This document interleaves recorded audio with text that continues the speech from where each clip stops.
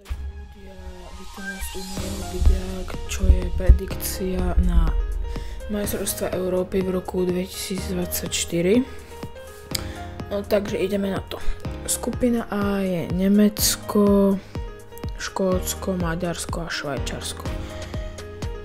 Nemecko skončí podľa mňa na prvom mieste, potom budú Švajčiari a Maďari. Maďari môžu byť takí tí dark horses, že proste nikto od nich nečaká úplne veľa, ani od Švajčiarov, ale môžu uhrať niečo veľké. Potom skupina B je Španielsko, Chorvátsko, Taliansko a Albánia. Tipujem, že Chorvátsko skončí prvé, potom bude Taliansko a Španielsko na 3. mieste. Na 3. miesto, lebo na majstrovstvách sveta neboli vôbec dobré. Vypadli s Marokom na penalty, takže tipujem, že budú na 3. Ale vyhrajú ten boj o 3. miesto. Tú tabuľku. Skupina C je Slovinsko, Dánsko, Srbsko a Anglicko. Anglicko vyhrá skupinu jednoznačne. Srbi hrali o postup playoff. Takže tipujem, že skončia na 3., čiže Dáni na 2., Srbi na 3. a Slovinci na 4. Potom je tam skupina D, ktorá je docela nabombená, to si myslím úprimne, že je taká menšia skupina smrti, hneď po skupine B. Takže typujem Francúzsko, že skončí ako prvé, potom bude Holandsko, Rakúsko a Poľsko.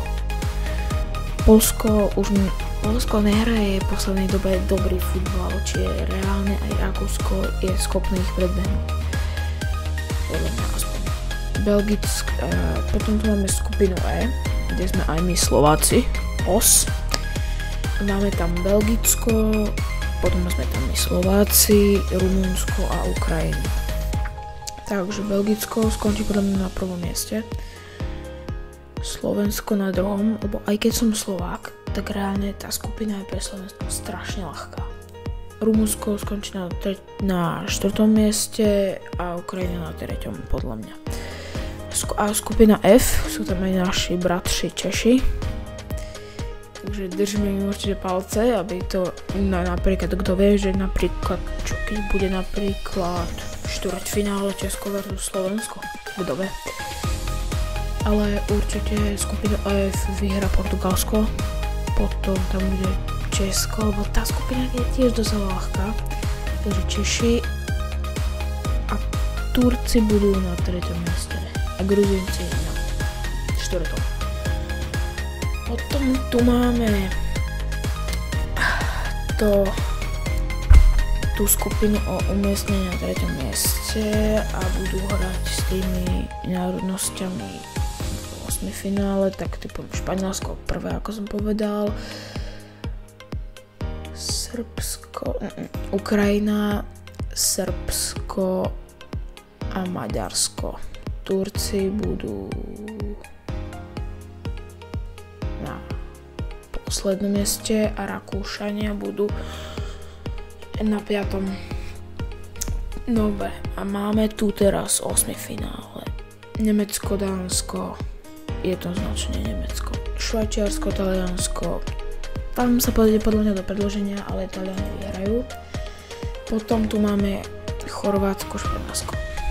Nechcem nejak uražať Španielov, ale reálne Chorvátsko sa posledné roky urvalo z reťaze a skončili 2-krát za sebou na majstrovstvách sveta, minimálne v semifinále. Takže ja typujem Chorvátsko. Anglicko, Maďarsko, tam to je jasné, Portugalsko, Srbsko, tam tiež Portugalsko, Holandsko, Slovensko. To reálne. My máme docela dosť dobrú základnú zostavu.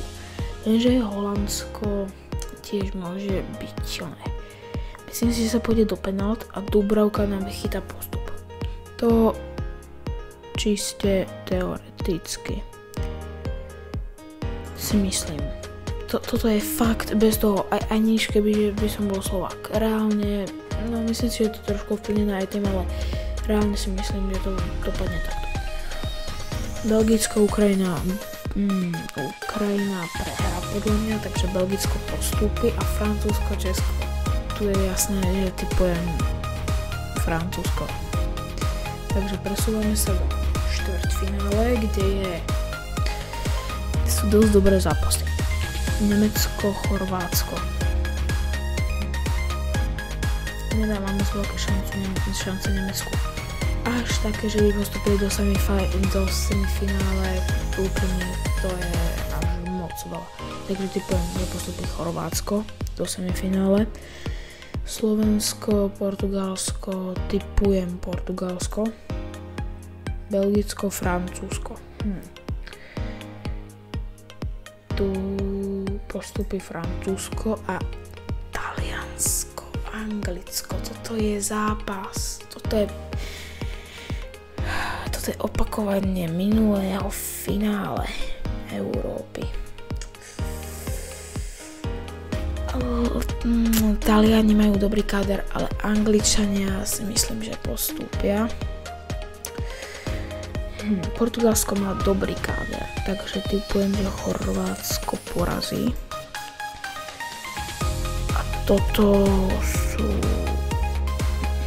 Anglicko má dobré talenty, že Francúzsko má proste Kyliana Mbappého, je tam napríklad ešte Maňa, Varane, proste tie hviezdy, ktoré vedia hrať ten futbal. Takže myslím si, a úprimne si myslím, že vyhrá Francúzsko. No. A tu máme,